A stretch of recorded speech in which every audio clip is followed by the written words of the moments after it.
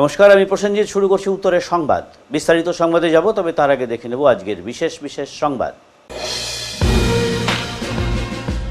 জলপাইগুড়িতে ন্যায় নিষ্ঠার স্বদেশ প্রেমের বার্তায় বাৎসরিক পথ সঞ্চালক কর্মসূচি পালন করল রাষ্ট্রীয় স্বয়ংসেবক সংঘ। আরএসএস এর কর্মকাণ্ডে নতুন প্রজন্মের আগ্রহ ও অংশগ্রহণ ছিল চোখে পড়ার মতো। তিলোত্তমার বিচার চেয়ে আন্দোলনে সামিল জলপাইগুড়ি শহরের ভিক্ষাজীবী মানুষেরা। তিলোত্তমার বিচারের দাবিতে দল বেঁধে আর্থিক সাহায্য করে অনন্য নজির শহরের একদল ভিখারি।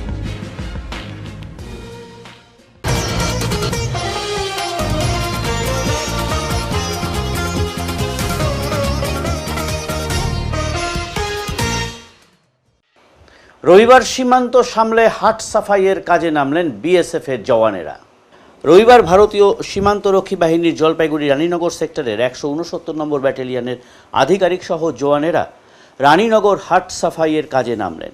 এদিন বিএসএফের 169 নম্বর ব্যাটালিয়নের কমান্ডিং অফিসার অজয় কুমারের নেতৃত্বে এবং বেলাকোবা পঞ্চায়েতের সহযোগিতায় রানীনগর হাট পরিষ্কার করা হলো উৎসাহ উদ্দীপনার সাথে।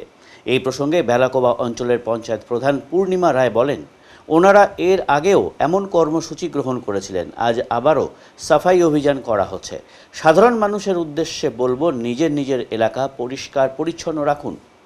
অপরদিকে স্বচ্ছতা অভিযান প্রসঙ্গে বিএসএফের 169 নম্বর ব্যাটালিয়নের কমান্ডিং অফিসার অজয় কুমার জানান, ভারত সরকারের স্বচ্ছতা মিশনের আওতায় সমগ্র দেশ জুড়ে অভিযান চলছে। আজ আমাদের ব্যাটালিয়নের সকল সদস্য মিলে রানীনগর হাট এলাকা সাফাই করা হলো। मैं अजय कुमार, कमांडेंट 169 बटालियन रानी नगर। आज जो भारत सरकार द्वारा अभियान चलाया जा रहा है स्वच्छता के तहत, आज हमारे बटालियन के ट्रूप्स मिलकर के रानी नगर हाट एरिया में सफाई अभियान कर रहे हैं। सफाई अभियान जो है एक स्वच्छता का प्रतीक है, जिसमें सभी नागरिकों का योगदान होना चाहिए। सभी नागरिकों को कम से कम वर्ष में 100 घंटे डेली 2 घंटे श्रमदान करें, ताकि उनके आसपास एरिया में कोई गंदगी न हो। जैसा आप सभी को पता है कि स्वच्छ वातावरण से ही स्वच्छ शरीर रहता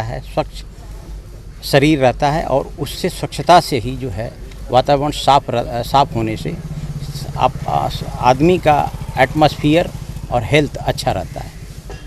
इसी के तहत एक कार्रवाई की जा रही है। मैं सभी नागरिकों से भी यही अपील करूंगा कि अपने इलाके में किसी भी प्रकार की गंदगी होने न दें और अपना इलाका साफ रखें। कहाँ पे कर रहे हैं आप? ये अभी हम रानी नगर जो मार्केट हाट है, इस एरिया में हम सफाई अभियान कर रहे हैं। आपका सफाई अभियान है, आसपास देख रहा बहुत आदमी लोग खड़ा है यहाँ पे, आपका नहीं, दूसरा जो गांव का लोग है वो अच्छे से देख रहा है, जो ऐसे ऐसे काम करना पड़ता है, सफाई करना पड़ता है। क्या फील हो रहा है ऐसे? नहीं, हमें अच्छा फील हो रहा है, और सफाई एक सभी नागरिकों को करना चाहिए।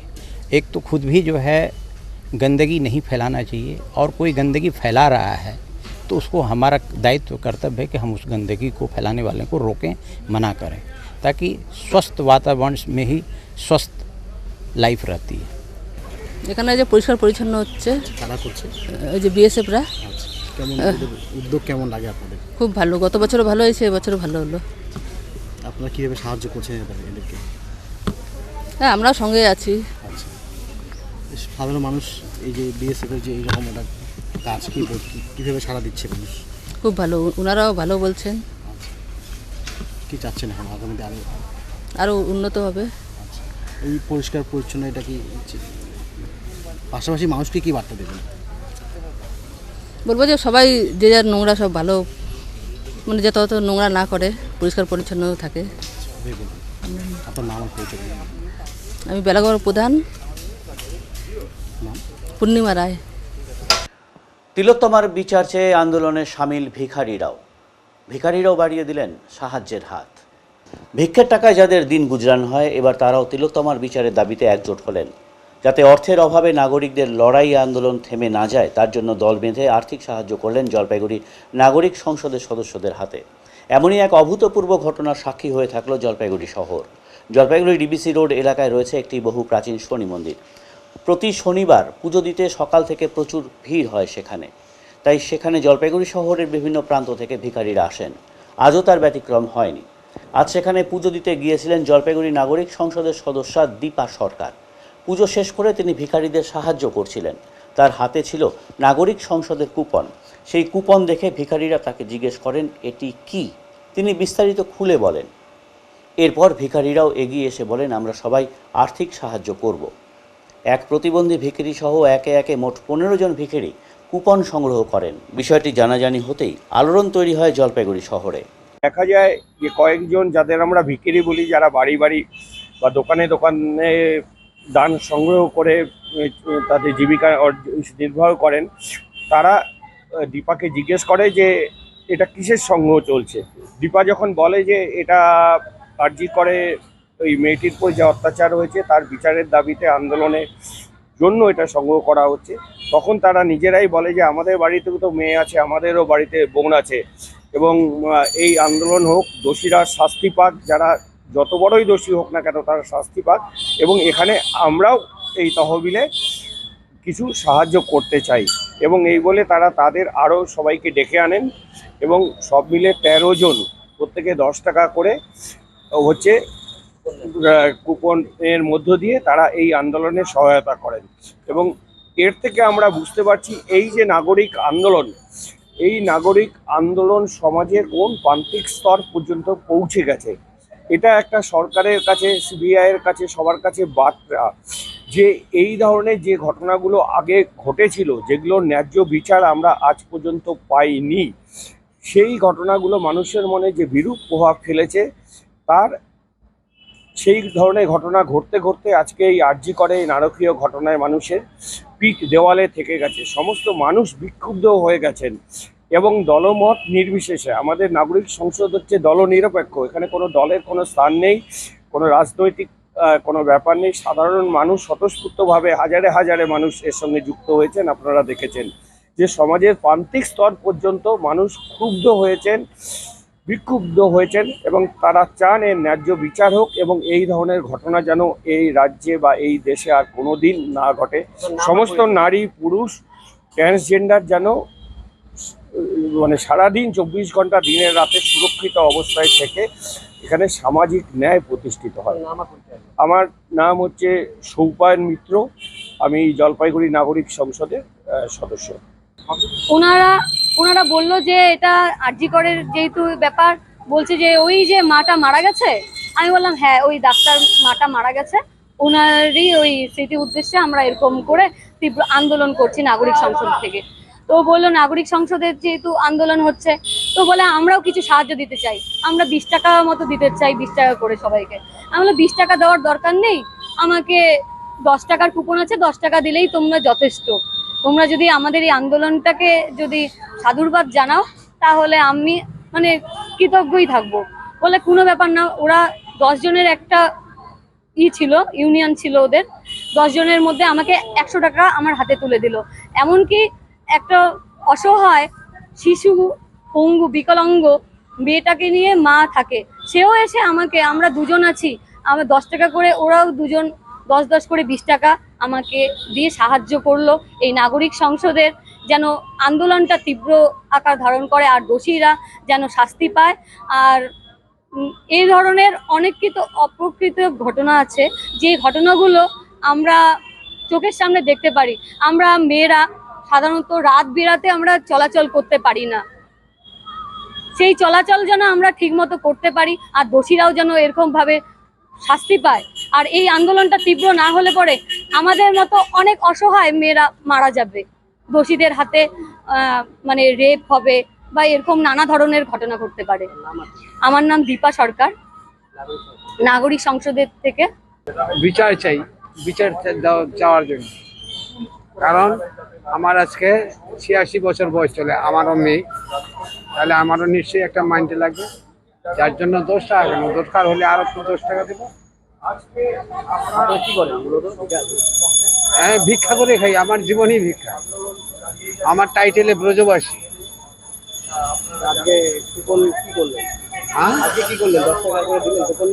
হ্যাঁ, কি বলছি?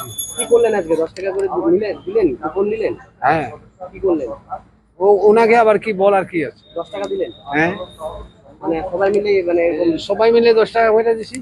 সবাই দিলেন হ্যাঁ, আমরা খুশি করতেছি, মা ভালো হোক, বাবা মারা সবাই ভালো হোক। আমার নাম প্রসন্ন ব্রজবাসী।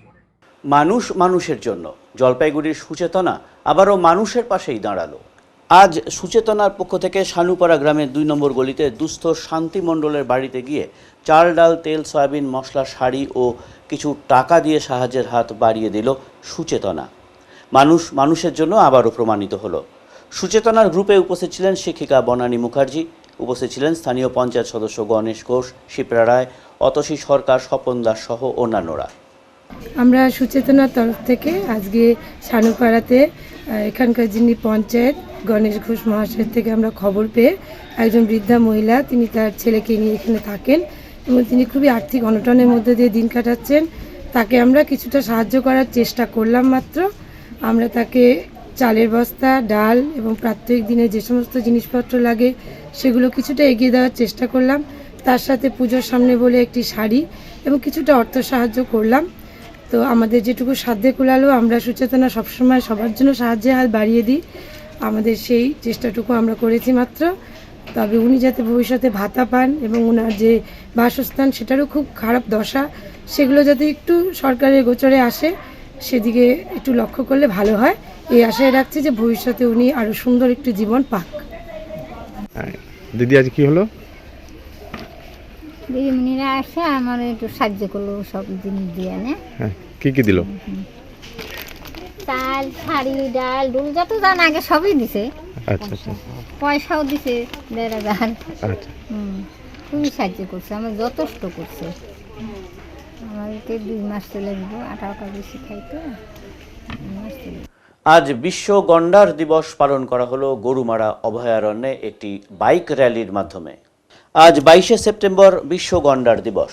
সারা বিশ্বের পাশাপাশি জলপাইগুড়ি বন বিভাগের গরুমারা অভয়ারণ্যে ডিএফও দ্বিজপ্রতিম সেনের নেতৃত্বে বনকর্মীদের নিয়ে লাটাগুড়ি জঙ্গল পথ হয়ে প্রায় 20 কিলোমিটার একটি বাইক র্যালির মাধ্যমে সচেতনতা প্রচারের আয়োজন করা হয়। এদিনের বাইক র্যালিটিতে 50টিরও অধিক বাইক অংশগ্রহণ করে। মূলত বন ও বন্যপ্রাণী সংরক্ষণের সচেতনতার প্রচার এদিন চালানো হয়।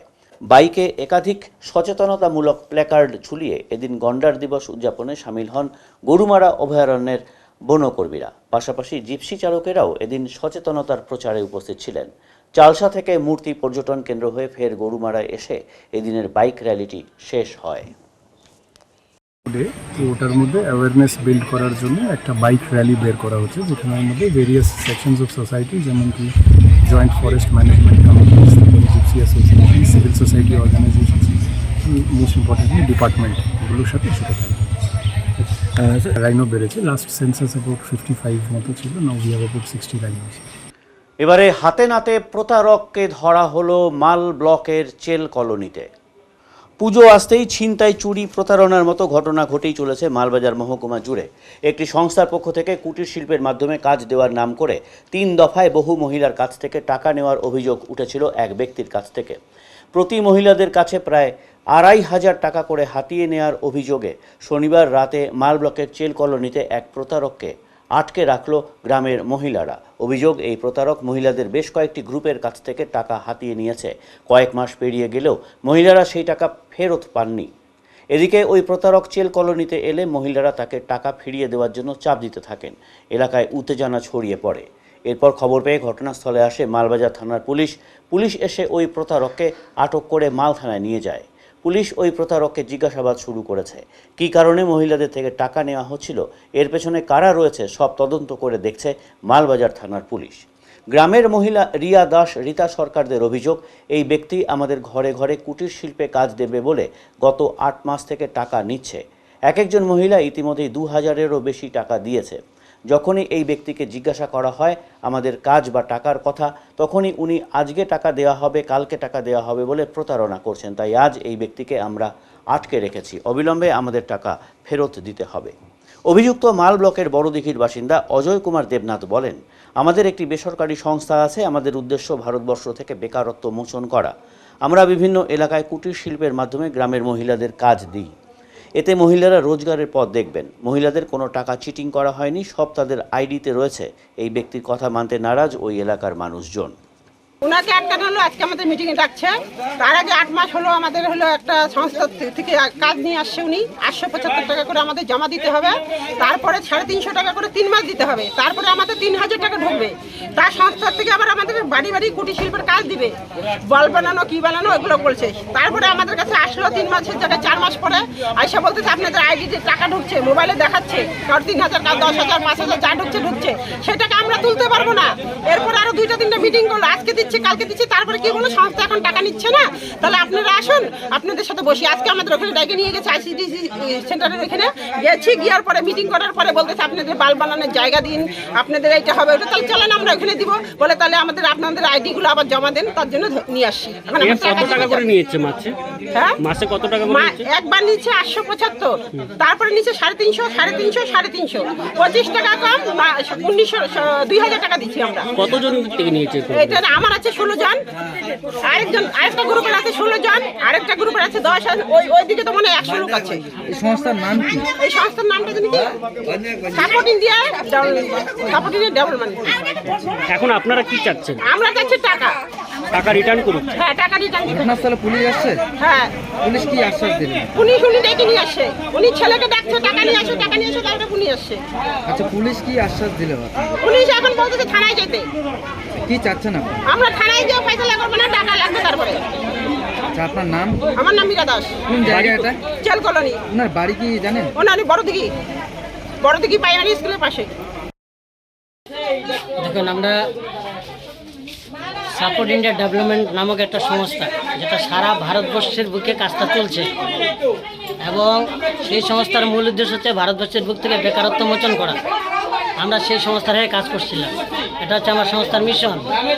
এবং এখানে যারা সদস্য পদ দিয়েছিল তাদেরকে হাতের কাজ শেখানো হবে, তার মাধ্যমে তারা আরেকটা অনুদান দিয়েছিল 350 টাকা করে। তারা যখন এই কাজটা করবে তখন তাদের অনুদান রাশি দেবে। এরা এই অনুদান রাশিটা 3 মাসের পরে পায়নি, সংস্থা থেকে ওটা বন্ধ করছে। এবার সংস্থা 9 তারিখে আমাদের কাছে মেসেজ করছে যে আপনাদের যেখানে কোটেজ ইন্ডাস্ট্রির মেম্বার আছে সেখানে আপনারা যাবেন, গিয়ে তাদের সঙ্গে আলোচনা করেন। তারা যদি বাল্বের কাজ করে, আমাদের বাল্ব ইন্ডাস্ট্রি হচ্ছে, বাল্ব ইন্ডাস্ট্রি হবে, তারা যদি কাজ করে তাহলে সেখানে তাদের সহায়তা রাশি থেকে অনেক বেশি পরিমাণ তারা ইনকাম করতে পারবে। কারণ আমাদের মূল উদ্দেশ্য হচ্ছে ভারতবর্ষের থেকে বেকারত্ব মোচন করা। কিন্তু এনারা কি বুঝলো না বুঝলো আমি কিছু বুঝলাম না। কারো 5 পয়সা খাওয়া হয়নি, সবার পয়সা আইডিতেই আছে, তাদের যে আইডি আইডিতেই আছে। আপনার নাম কি? আরে এই তো অর্ডার করলো। কোন সংস্থার নামে? এটা হচ্ছে সাপোর্ট ইন্ডিয়া ডেভেলপমেন্ট প্রোগ্রাম। আপনার বাড়ি কোথায়? আমার বাড়ি বড়দিঘিতে। আপনার নাম? অজয় কুমার দেবনাথ। মালবাজার বড়দিঘি।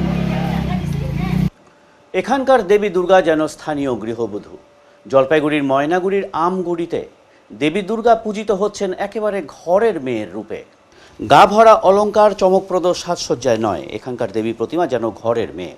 নিটল গোল মুখ নয়, মুখের গড়নে মঙ্গোলীয় জনজাতির ছাপ স্পষ্ট, নাক খানিকটা চ্যাপ্টা, পরনে পায়ের গোড়ালির ওপরে ওঠা কাপড়, ঠিক যেন গ্রামের মাঠে ঘাটে গোয়ালে কাজ করা সুঠাম দেহের অধিকারী এক গৃহবধূ। জলপাইগুড়ি জেলার ময়নাগুড়ির আমগুড়িতে এমনই অভিনব রূপে দেবী দুর্গা পূজিত হয়ে আসছেন বহু বছর ধরে। এবছরও অন্যথা হবে না। উত্তরবঙ্গের অন্যতম জনজাতি রাজবংশী, আর সেই রাজবংশীর রূপেই ফুটে উঠেছে জলপাইগুড়ির বাসুনিয়া পরিবারের ঐতিহ্যবাহী দুর্গাপুজোর দেবী প্রতিমা। রাজবংশী আদলেই তৈরি হয় এখানকার উমা। এলাকার আর 5টি বাড়ির মেয়ের মতনই উমার রূপ অসাধারণ নয়, একেবারে সাধারণ রূপেই পূজিত হচ্ছেন দেবী দুর্গা। প্রাচীন ঐতিহ্য বসুনিয়া বাড়ির এই দুর্গোৎসব। বর্তমানে বসুনিয়া বাড়ির বংশধর সুনীল কুমার বসুনিয়া এই দুর্গা পুজো করে থাকেন। জানা যায় এই পুজো 1810 সালে প্রথম চালু হয়েছিল এই বাড়িতে। তৎকালীন সময়ে রাজরোষে কোচবিহার রাজসভা থেকে বিতাড়িত হয়ে ফালাকাটা থেকে জলপাইগুড়ির আমগুড়ির অন্তর্গত চাপাগড় বসবাস করতে শুরু করেন ধনবর বসুনিয়া। এই চাপাগড়ের আমগুড়ি তখন ছিল গভীর জঙ্গলে বাঘ ভালুকের বাসসহ এক বসতি। সেই সময় ব্যবসা বাণিজ্য ভালো করার জন্য বসুনিয়া পরিবার দুর্গাপুজো শুরু করে। এ পুজো যেন টক্কর দেয় কোচবিহারের রাজবাড়ির দুর্গাপুজোকেও। এবছর এই পুজো 214 বছরে পদার্পণ করবে। জন্মাষ্টমীর পর কাদা খেলার মধ্য দিয়ে সূচনা হয়ে গিয়েছে এবছরের পুজোর প্রস্তুতি। এবারের পুজো প্রসঙ্গে বাসুনিয়া পরিবারের সদস্য সুশীল কুমার বসুনিয়া জানান, যে সময় এই পুজোর যাত্রা শুরু হয় সেই সময় এই অঞ্চলে কোনো মৃৎশিল্পী ছিল না। গ্রামের মানুষ নিজের হাতেই গড়তেন মা দুর্গার মূর্তি। আজ জাঁকজমক না থাকলেও মায়ের মুখ কিন্তু তৈরি হয় রাজবংশী গৃহবধূর আদলেই। পরনের কাপড়েও সেই ৮ পৌরে শাড়ি বা ফোঁতা। মায়ের শারীরিক গঠনের মধ্য দিয়ে ফুটে ওঠে কর্মঠ এক গ্রাম্য গৃহবধূর রূপ। আসলে সব নারীর মধ্যেই যে রয়েছেন মা দুর্গা, সেই বার্তাই দেয় এখানকার প্রতিমা। 1810 সাল থেকে 214 বছর। 214 বছর। কি নিয়ম এখানে? রাজবংশের কি নিয়ম রীতি? রাজবংশী নিয়ম বলতে কিন্তু পূজার যেটা নিয়ম যেটা সেটা আছে শাস্ত্র মতে যেটা সাজ কি হয় না আমি বলছি আর কি, যে পূজাটার নিয়ম আছে।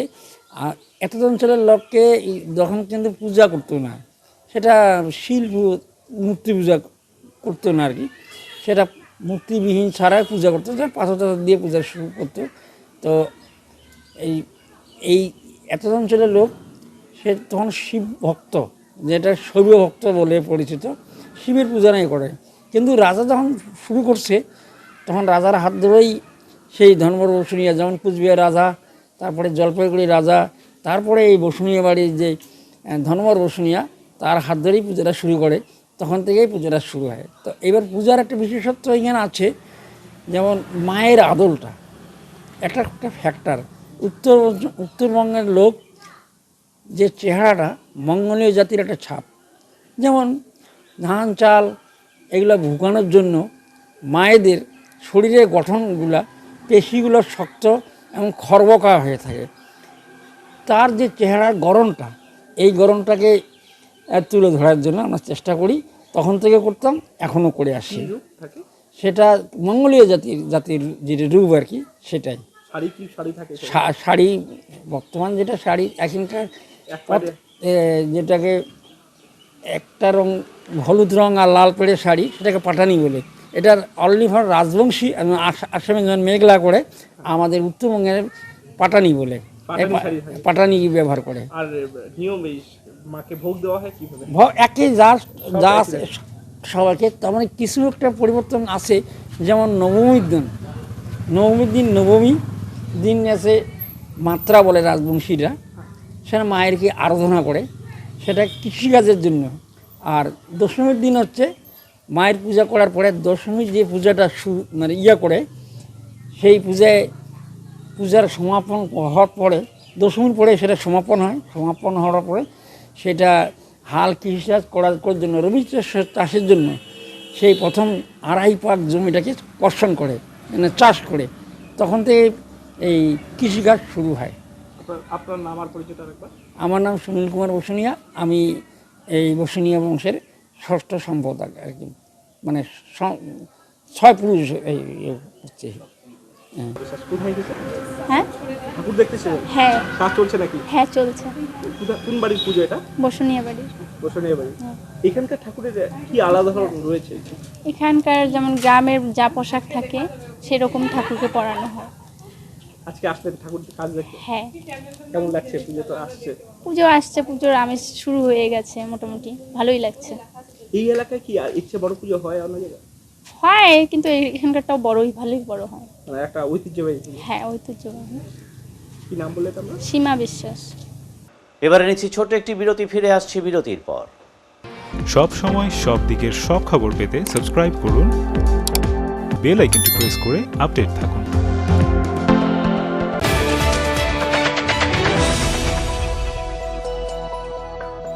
আপনার শহরে প্রসিদ্ধ লৌহ বিপণী কেএস আয়রন হাউসের তরফে সকলকে জানাই প্রীতি ও শুভেচ্ছা। এখানে আপনি পাবেন নামি দামি ব্র্যান্ডের সকল প্রকার লৌহ সামগ্রীর বিপুল সম্ভার। এখানে পাবেন square pipe, round pipe, angles, square bar, পাতি, শীট, টিনের বিভিন্ন আইটেম। এছাড়াও রয়েছে all type of grill and আলমারি ফ্যাক্টরি আইটেম। প্রতিষ্ঠিত মার্বেল ব্যবসায়ী দীপেন্দ্র চক্রবর্তী ও তার সহধর্মিনী মৌসুমী চক্রবর্তীর কেএস আয়রন হাউসে প্রতিটি জিনিসই পাবেন রিজনেবল প্রাইসে। তাই এবার আর বাইরে ছুটতে হবে না আপনাদের। লোহা ও লৌহজাত সামগ্রী সুলভ মূল্যে কিনতে তাই আজই আসুন। আমাদের ঠিকানা কেএস আয়রন হাউস, 4 নম্বর ঘুমটি, জলপাইগুড়ি। প্রিয় শহরবাসী, ঝুলন্স মেকওভারে চলছে বিশেষ অফার। হেয়ার কাট এবং শেভিং করুন মাত্র 199 টাকায় আর ফ্রি পান hair wash. Shaving detan hair spa করুন মাত্র 1099 টাকায় আর ফ্রি পান hair cut. Hair colour hair spa detan করুন মাত্র 1999 টাকায় আর ফ্রি পান শেভিং এবং hair cut. Hair cut, shaving, hair spa এবং ফেসিয়াল করুন মাত্র 1499 টাকায়, ফ্রি পান ডিটান। হেয়ার স্ট্রেটনিং স্মুথিং করুন মাত্র 1999 টাকায়। বোটক্স ট্রিটমেন্ট করুন 2999 টাকায়। তাই আর দেরি কেন, নিজেকে সুন্দর করে তুলতে আজই আসুন ঝুলন্স মেকওভার, জলপাইগুড়ি উকিলপাড়া মোড়, ডমিনোজের উপর তলায়।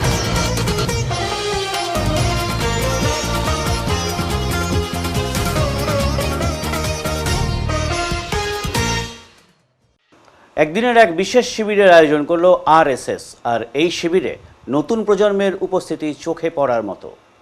জন্মলগ্ন থেকেই চর্চার কেন্দ্রবিন্দুতে থাকা সংগঠনগুলোর অন্যতম রাষ্ট্রীয় স্বয়ংসেবক সংঘ 1924 সালে জনসংঘ নামে আত্মপ্রকাশ করলেও পরবর্তীতে দেশ তথা বিশ্বের কাছে আরএসএস নামেই এই সংঘ পরিচিত। রবিবার এই সংগঠনের উত্তরবঙ্গের সদস্যদের নিয়ে জলপাইগুড়ি পান্ডাপাড়ার একটি বেসরকারি স্কুল প্রাঙ্গণে একদিনের বিশেষ শিবিরের আয়োজন করা হয়। এই প্রসঙ্গে সংগঠনের জেলা কার্যকর্তা খগেন্দ্রনাথ বর্মন জানান, এটি বাৎসরিক পথ সঞ্চালক কর্মসূচি, সম্পূর্ণ সাংগঠনিক শিবির। প্রতি বছর 23শে জানুয়ারি এই শিবিরটি অনুষ্ঠিত হলেও এবারে সেপ্টেম্বর মাসে উত্তরবঙ্গের প্রান্তের সদস্যদের নিয়ে এই শিবিরটি আজ অনুষ্ঠিত হচ্ছে। অপরদিকে ন্যায়, নিষ্ঠা, স্বদেশ প্রেমের ভাবনায় নতুন প্রজন্মের একটি বড় অংশ ক্রমশ এমন সংগঠনগুলোর প্রতি আকৃষ্ট হচ্ছে। রবিবার জলপাইগুড়ি শহরের বুকে আয়োজিত আরএসএসের বাৎসরিক পথ সঞ্চালক কর্মসূচিতে যোগ দেওয়া যুব সম্প্রদায়ের উপস্থিতির হার সেটাই প্রমাণ করে বলে মনে করছেন সমাজ বিশ্লেষকদের একাংশ। আমরা রাষ্ট্রীয় স্বয়ংসেবক সংঘের প্রত্যেক বছর একটা বাৎসরিক আমাদের অনুষ্ঠান থাকে, বাৎসরিক পথ সঞ্চালন থাকে। এটা আজ অন্যান্য বছর আমরা 23শে জানুয়ারি করি, এবার 23শে জানুয়ারি আমাদের অন্যান্য কার্যক্রম আছে। সেই কারণে এবছর আমরা গোটা প্রান্তে, অর্থাৎ গোটা আমাদের যে উত্তরবঙ্গ প্রান্ত আছে, গোটা প্রান্তে একদিনেই এই সঞ্চালন হচ্ছে। কি কি হবে আজকে, কোথায় যাবেন? শুধুমাত্র পথ সঞ্চালন হবে, এদিক দিয়ে বেরিয়ে পান্ডাপাড়া দিয়ে আমাদের যে কংগ্রেসপাড়া মাঠ হয়ে আমরা আবার ঘুরে এখানে। মানে কি কারণে এটা হয় আর উদ্দেশ্য? বাৎসরিক অনুষ্ঠান, আমাদের কোনো কারণ নেই। বা প্রত্যেক বছরে সমস্ত স্বয়ংসেবকদের একত্রিতকরণ, বিশেষ করে যাদের আমাদের গণবেশ আছে, গণবেশ পরিধান করে একসাথে পথ সঞ্চালন, এটাই আমাদের কার্যক্রম। আপনার নাম আর পরিচয়? আমার নাম খগেন্দ্রনাথ বর্মন, জেলা কার্যক্রম। ফের এক বড়সড় ডাকাতির ছক বানচাল করল শিলিগুড়ি মেট্রোপলিটন পুলিশ। শনিবার গভীর রাতে শিলিগুড়ি থানার সাদা পোশাকের পুলিশের কাছে গোপন সূত্রে খবর আসে, ভারতনগর আন্ডারপাস এলাকা থেকে 7-8 জন দুষ্কৃতী ডাকাতির ছক কষছেন। গোপন সূত্রে এই খবর পাওয়া মাত্রই অভিযান চালায় শিলিগুড়ি থানার সাদা পোশাকের পুলিশ। অভিযানে মিলে যায় সাফল্য। 4 দুষ্কৃতীকে গ্রেফতার করতে সক্ষম হয় শিলিগুড়ি থানার পুলিশ। তবে কয়েকজন দুষ্কৃতী ঘটনাস্থল থেকে পালিয়ে যেতে সক্ষম হয়েছে বলে জানা গেছে। ধৃতদের কাছ থেকে তাদের নাম পরিচয় জেনে তাদের খোঁজও তল্লাশি শুরু হয়েছে। গতকাল রাতে ভরতনগর আন্ডারপাস এলাকা থেকে গ্রেপ্তার হয় শিলিগুড়ি শান্তিনগরের পলাশ মণ্ডল, টিকিয়াপাড়ার মোহাম্মদ বাপ্পা, হঠাৎ কলোনি টিকিয়াপাড়া এলাকার প্রমদেও সাহানি এবং টিকিয়াপাড়ার বিকি সাহানি। ধৃত 4 জনকে রবিবার শিলিগুড়ি আদালতে তোলা হয়। প্রাথমিক তদন্তে পুলিশ জানতে পারে ওই এলাকার কোনো বাড়িতে ডাকাতি করার ছক কষছিল দুষ্কৃতীরা। দক্ষিণবঙ্গে অধিকাংশ ফুল চাষের জমি জলের নিচে। এর ফলে জলপাইগুড়ি ফুল বাজারে ফুলের দাম আকাশ ছোঁয়া। ব্যবসায়ীদের কথায় দক্ষিণবঙ্গে আকাশের মুখ ভার। কার্যত বন্যা পরিস্থিতিতে নাকাল অবস্থা দক্ষিণবঙ্গবাসীর, যার জেরে নানান অসুবিধার সম্মুখীন হতে হচ্ছে সবজি ব্যবসায়ী থেকে শুরু করে ফুল ব্যবসায়ী সকলকেই। দক্ষিণবঙ্গের বিভিন্ন জায়গা থেকে নানান ফুল আসে উত্তরবঙ্গে। এই সময় গাঁদা ফুলের চাহিদা থাকে বেশ ভালোই, কিন্তু জলের নিচে বেশিরভাগ জমি চলে যাওয়ায় প্রচুর পরিমাণে নষ্ট হয়েছে ফুল। দক্ষিণবঙ্গ থেকে আমদানি নেই সেইভাবে, তাই উত্তরবঙ্গে চড়চড়িয়ে বাড়ছে ফুলের দাম। প্রতিটি গাঁদা ফুলের চেনের দাম যাচ্ছে 25 থেকে 30 টাকা দরে, কখনো তারও বেশি। কবে আবহাওয়ার পরিস্থিতি খানিক বদলাবে সেদিকেই চেয়ে আছেন ফুল ব্যবসায়ীরা। দক্ষিণবঙ্গেও টানা বৃষ্টির জন্য যে প্রতি লটে গ্যাদার গাছগুলো উঠে সেটা নষ্ট হয়ে গেছে বাগান, মানে এক লটের বাগান নষ্টই হয়ে গেছে, যার জন্য গ্যাদার মানে প্রোডাকশন কম, যার জন্য বাজারে ফুল আসছে কম। এর জন্যই আমরা প্লাস্টিকটা ব্যবহার করছি, যাদের চাহিদা পূরণ করতে পারছে না যে কাঁচা ফুল দিয়ে, তারা শুকনো ফুলটা নিয়ে যাচ্ছে। প্লাস্টিকের দাম কত গাঁদার দাম? এমনি আমাদের গাঁদা ফুল কাঁচা ফুলের দাম 50 টাকা, আর যেটা প্লাস্টিকের বিক্রি হচ্ছিল 30 টাকা। এর আগে গাঁদা ফুলের দাম তো 20 টাকা ছিল মালা। এর আগে 20 টাকা দাম ছিল, যখন সচরাচর সবসময় অ্যাভেলেবেল থাকে তখন 15 থেকে 20 টাকা দাম থাকে। এখন সেই গাঁদার দাম 50 থেকে 60 টাকা চলছে বাজারে। বিক্রিও কম।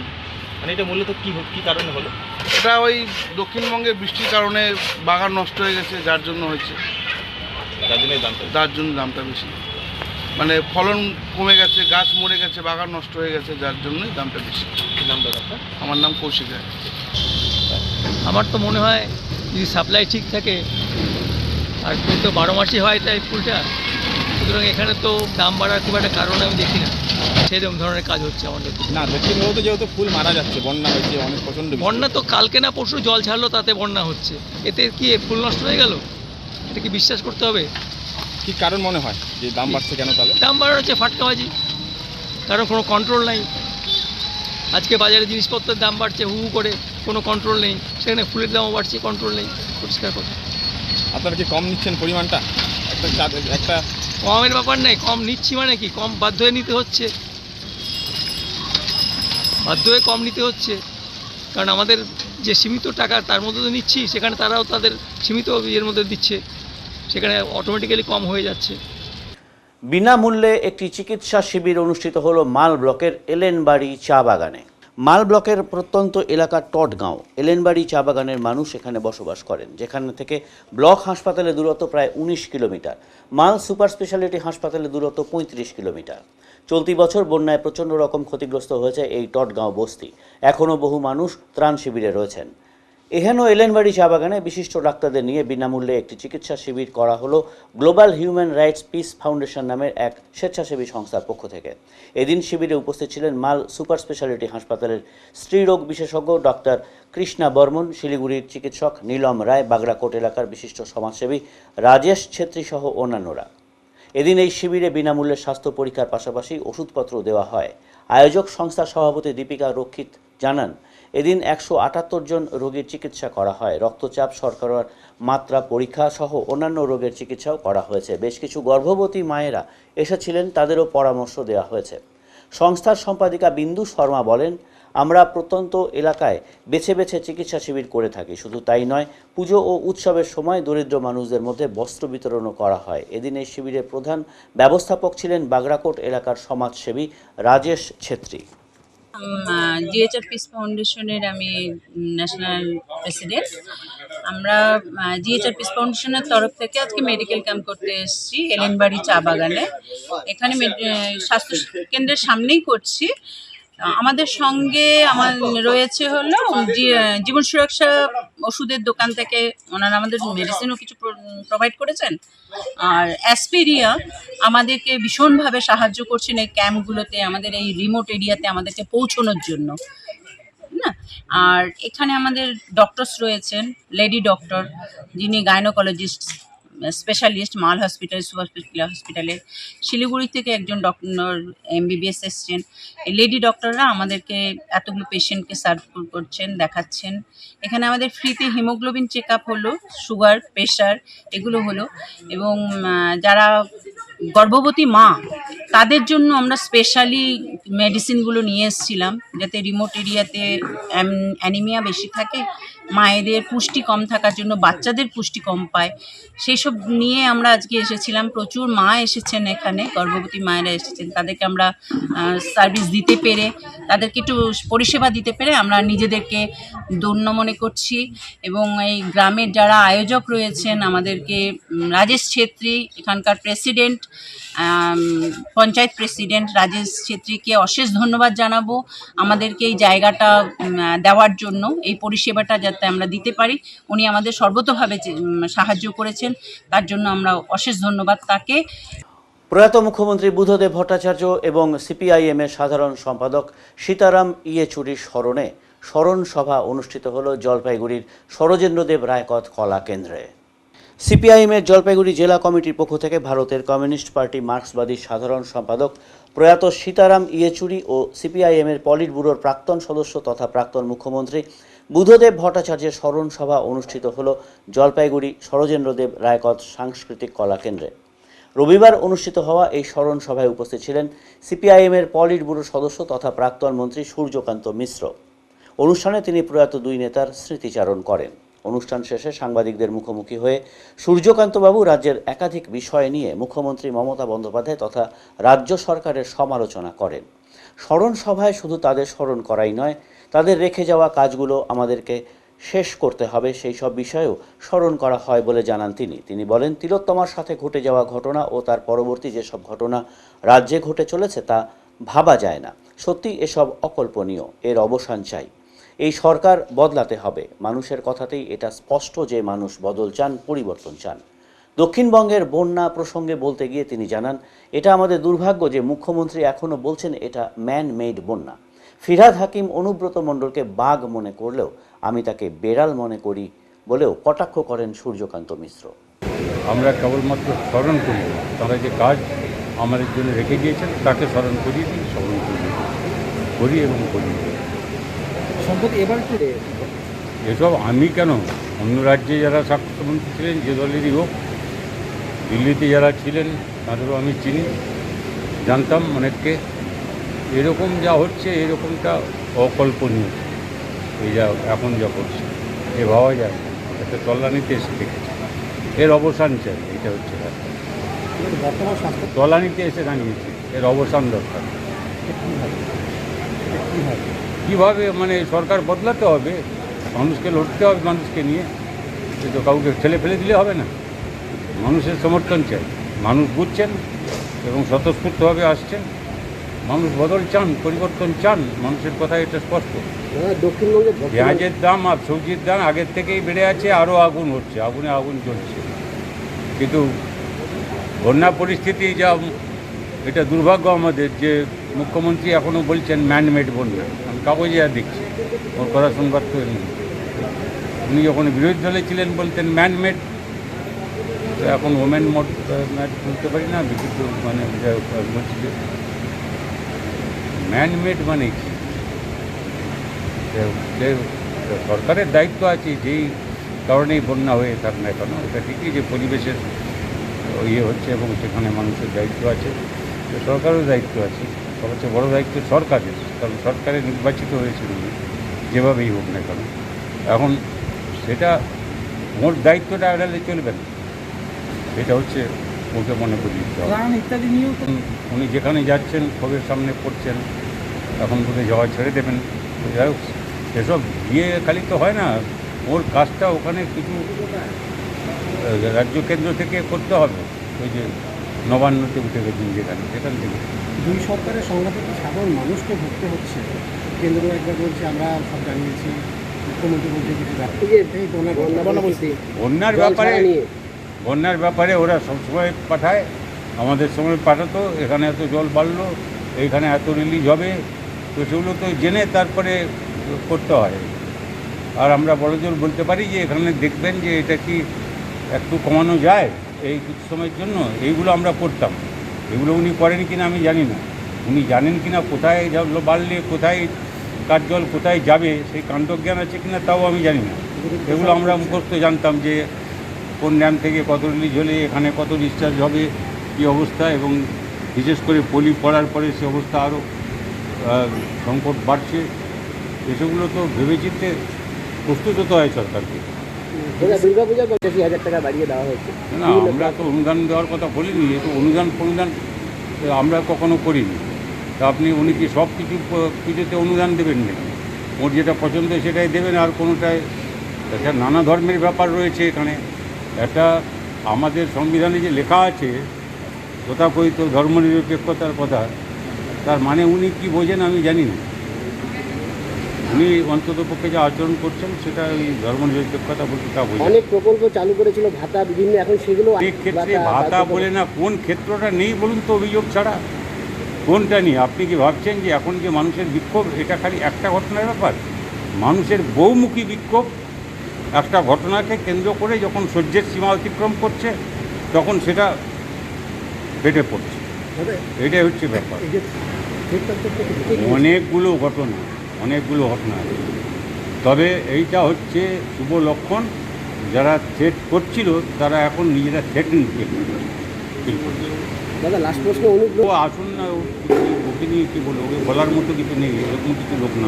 ওনার কর্মীরা তো উল্লাস শুরু করেছে, তাই আর উনি এত কিছু গুরুত্বপূর্ণ নয় যে আমাকে মনে নিয়ে বলতে হবে। না রাজ্যে তো ওনাকে নিয়ে পুরো বিভিন্ন আর রাজ্যে যা করলো আমাকে না আসতে হবে নাকি, মহা মুশকিল। আমি জানি ওর দম কি। ফিরাজ হাকিম ওনাকে বাঘ বলেছেন, আবার বাঘ ফিরছে, আবার ফিরাজ হাকিম বলেছেন বাঘ, যাকে আমি বেড়ালও মনে করি না। এবারে নিচ্ছি ছোট্ট একটি বিরতি, ফিরে আসছি বিরতির পর। সব সময় সব দিকের সব খবর পেতে সাবস্ক্রাইব করুন, বেল আইকনটি প্রেস করে আপডেট থাকুন।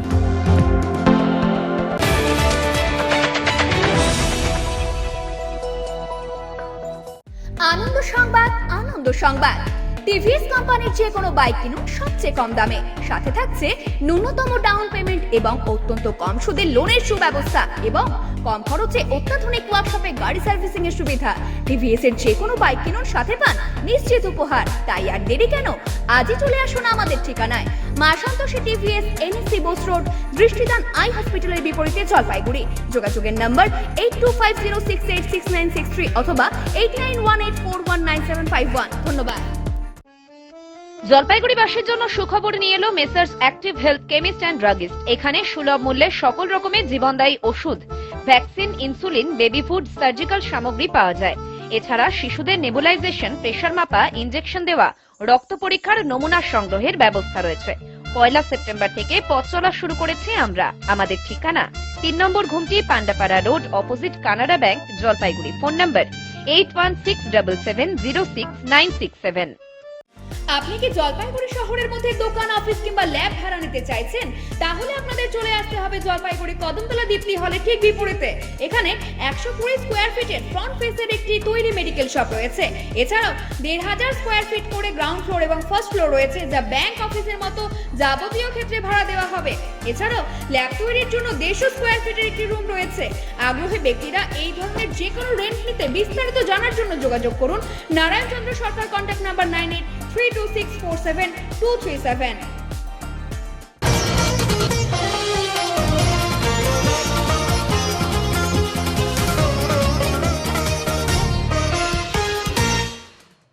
নিখিলবঙ্গ প্রাথমিক শিক্ষক সমিতির উদ্যোগে মেধা অন্বেষণ শুরু হলো জলপাইগুড়িতে।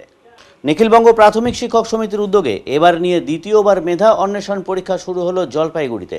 মেধা অন্বেষণ পরীক্ষায় 2.5 লক্ষ ছাত্রছাত্রী গোটা রাজ্য জুড়ে পরীক্ষা দিচ্ছে বলে সংগঠনের তরফে জানা গেছে। তৃতীয়, চতুর্থ ও পঞ্চম শ্রেণীর ছাত্রছাত্রীরা এই পরীক্ষায় অংশগ্রহণ করেছে। মূলত ছাত্রছাত্রীদের মধ্যে মেধার অন্বেষণ ঘটানোর জন্যই এই ধরনের পরীক্ষার আয়োজন বলে উদ্যোক্তারা জানিয়েছেন। আজ এই মেধা অন্বেষণ পরীক্ষা দিতে ছাত্রছাত্রী ও অভিভাবক অভিভাবিকাদের মধ্যে উৎসাহ ছিল চোখে পড়ার মতো। আজকে আমাদের সংগঠন নিখিলবঙ্গ প্রাথমিক শিক্ষক সমিতি ABPTA কেন্দ্রীয় কমিটির আহ্বানে গোটা রাজ্যে মেধা অন্বেষণ হচ্ছে দ্বিতীয়বার। গোটা রাজ্যে প্রায় 2.5 লক্ষের কাছাকাছি ছাত্রছাত্রী ক্লাস 2, 3, 4, 5 এই মেধা অন্বেষণে অংশগ্রহণ করেছেন। সার্বিকভাবে এখন অবধি যা রিপোর্ট, তাতে গোটা রাজ্যে খুব সুষ্ঠুভাবে উৎসাহের সাথে এই পরীক্ষা হচ্ছে। ছাত্রছাত্রীরা উৎসাহের সাথে পরীক্ষা দিচ্ছেন, অভিভাবক অভিভাবিকারা উৎসাহের সাথে এই পরীক্ষাকে গ্রহণ করেছেন। শিক্ষিকারা সার্বিকভাবে সর্বস্তরের শিক্ষক শিক্ষিকারা এই পরীক্ষায় অংশগ্রহণ করেছেন। আমরা চাইছি যে পশ্চিমবাংলার বুকে দাঁড়িয়ে একটা বিকল্প ভাবনার জন্ম দিতে এবং সেই কারণে মেধার উন্মেষ ঘটানোর জন্য যে আমরা যা পড়াচ্ছি, আমরা যা দিচ্ছি ছাত্রছাত্রীদের, তার কি বিকাশ ঘটছে সেটাকে বাইরে তুলে নিয়ে আসার জন্যই মেধা অন্বেষণ আমরা গতবারও করেছিলাম। গতবার 1 লক্ষের কিছু বেশি পরীক্ষা দিয়েছেন, এবার 2.5 লক্ষের কাছাকাছি পরীক্ষা দিচ্ছেন। আমরা দেখছি যে উৎসাহ, তাতে আমাদের এই পরীক্ষা সার্বিকভাবে সফল হবে। আজকে প্রায় 3:45 অবধি পরীক্ষা চলবে। বিভিন্ন কেন্দ্র থেকে যা রিপোর্ট আসছে তাতে খুবই আশাব্যঞ্জক রিপোর্ট এবং উৎসাহব্যঞ্জক রিপোর্ট। আমরা সর্বস্তরের ছাত্রছাত্রী, অভিভাবক, শিক্ষক শিক্ষিকাদের এই পরীক্ষা ব্যবস্থা সুষ্ঠুভাবে পরিচালনা করবার সহযোগিতা করার জন্য অভিনন্দন, ধন্যবাদ জানাই। এবারে আবহাওয়ার খবর।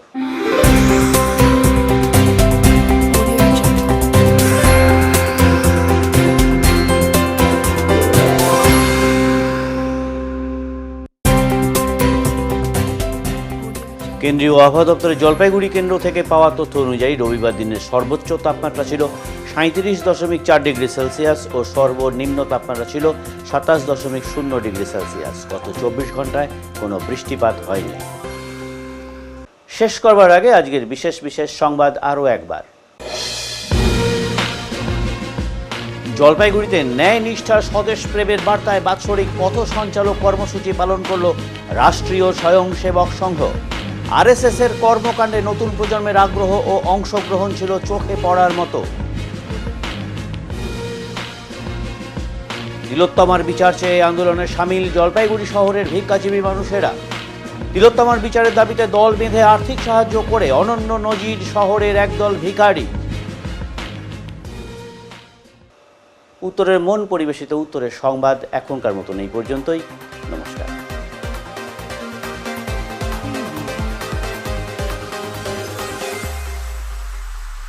Preview.